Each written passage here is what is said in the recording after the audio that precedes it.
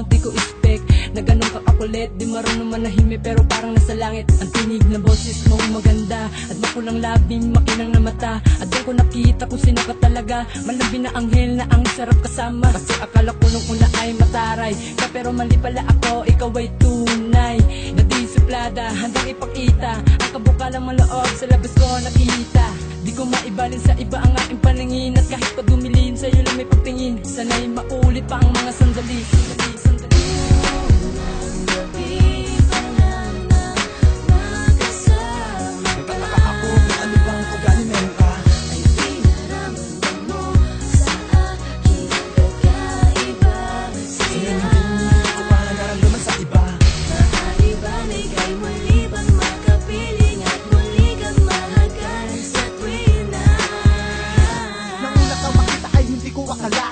Na mahulog ang aking damdamin, para kang isang talampakin ng malaki rubin kung tawagin.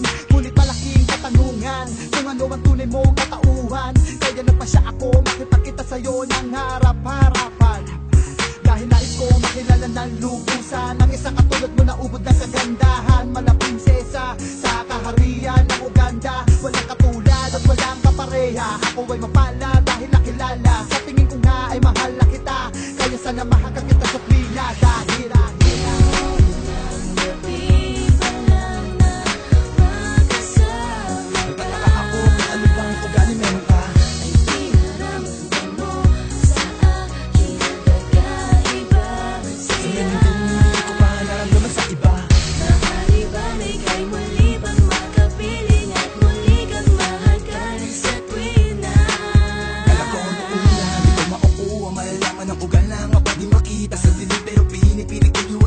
malaanin mo ugali mo pa sa akin. Sa ganun na di na ako makapag-isip sa'yo ng mga masasama.